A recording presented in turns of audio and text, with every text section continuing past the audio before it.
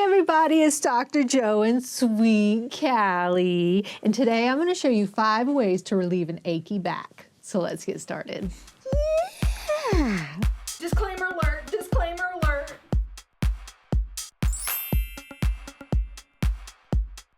So these simple stretches and exercises will hopefully help ease your achy back. So I'm going to lie down. The first one is just going to be a pelvic tilt. Pelvic tilts are really nice because even though they don't look like a lot of movement, it really helps get that back loosened up. So when it's feeling pretty achy and tight, this is a great way to get started before you go into any kind of big exercises or stretches. So a pelvic tilt is just kind of like it sounds, you're tilting your pelvis. This one's going to be what we call a posterior pelvic tilt. So if you can see here, basically what I'm doing is I'm rotating back, flattening out my back, but I'm not using my legs. I'm not pushing down to flatten out my back. I'm using my pelvis to more rotate back or tilt that pelvis back. So if you feel like you're putting a lot of weight in your heels, you're probably not doing it quite right. You shouldn't be holding your breath. You're just rotating back. See how my back is now flattening out, and just holding it for about 3 to 5 seconds. So again, if you can't talk or breathe comfortably while you're doing it, you're probably not doing it right. If you're really out of breath because you feel like you're pushing hard, that's not the movement you want. You're just rotating it back, getting that stretch in your back. You'll feel that movement. You can even arch the back up just a little bit when you come up to get that extra stretch in there and then go back down. But again, holding it, maybe that 3 to 5 second kind of hold.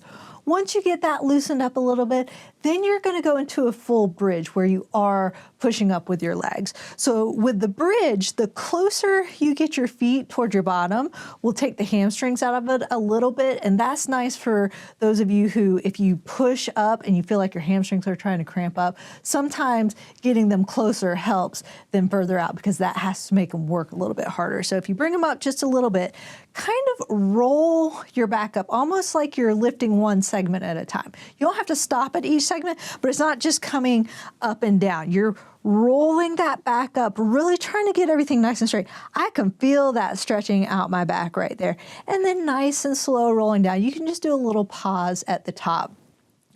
If you're feeling really achy and you can only come to right here, that's okay, just kind of lifting the bottom off. But eventually you want to try and get pretty close to a straight line. You don't want to arch your back because that's putting a little too much pressure on it, but just kind of coming up into that straight line and then nice and slow rolling back down.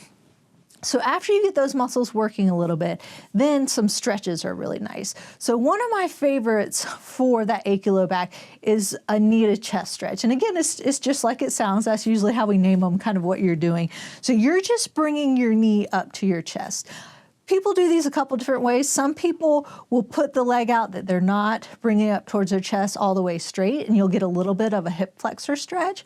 But if your back is feeling really achy, sometimes it's best to start with that other knee up. You can also either grab underneath here, especially if you have some knee issues, or if your knees feel fine, you can grab on top. So whatever's more comfortable for you to do that. And so I'm going to take a moment to do my thumbnail picture. And you can take that along with me if you want to. I'm going to go underneath. I don't really have a lot of knee issues, but sometimes people do. And then you're just like it sounds, pull that knee towards your chest. Sometimes people might feel a little pinching in the front, maybe if you have some hip issues. So don't go to pain, just go till it's comfortable. But you should feel that stretch kind of right under that low back area. So lots of times this is really nice. And again, if this is feeling good while you're holding it, you can stretch out that other leg.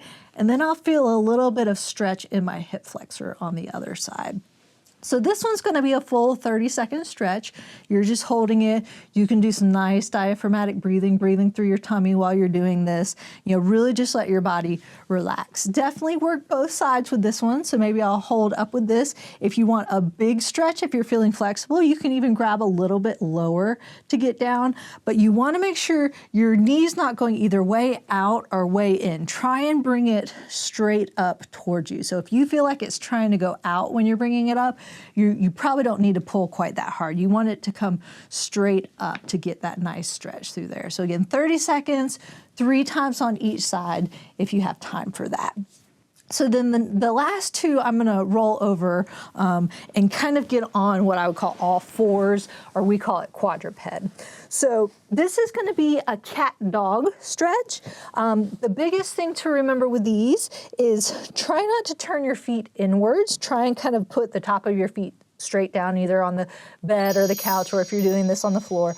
And try and get your hands pretty much in alignment with your shoulders, which means you don't want them way out here and you don't want them really far back, because that's going to put a lot of stress on your shoulders. So with the stretch here, to really help with that achy back, we're going to go into a cat first and then go into a dog. So the cat really is, you're going to arch up your back and tuck your chin in. So you're going up like this, getting a nice big stretch in there, and then coming down into the dog, or some people call it a cow. I like to call it a dog because you guys know I like dogs. But I think in the yoga world it's cat-cow. And then going down in the cow, you're going to drop your hips and then bring your head up looking straight forward. So really try and, you're getting a lot of movement at that pelvis area. That's what's stretching everything out. This one doesn't have to be a full 30-second stretch, but hold it for, maybe a couple deep breaths, maybe 5 to 10 seconds, get a breath in there and breathe it out, and then come forward, getting that nice stretch. And then the one that we're gonna end with is one of the ones I really like, which is a prayer or a child's pose. And so same thing, a lot of times I do this just because I turn my feet in naturally, but I tend to wanna turn my feet in, but still try and keep them straight back. That helps get the stretch. And then you can either slide your hands forwards or lean back and kind of sit onto your heels. So just getting that nice stretch. And you might not be able to go down this far. You might only be to about here if you have tight knees or tight hips, and that's fine. You just go as far as you comfortably can to get that stretch. And if you can rest your head, that's even better. And so again, holding this for a nice 30-second stretch, a little bit longer if you want to, because it feels nice on the back, and then doing that 3 times. So there you have it. That was 5 ways to relieve an achy back. If you'd like to help support my channel, make sure and click on the link up there. Yeah, and don't forget to subscribe by clicking down there. And remember, be safe, have fun, and I hope you feel better soon.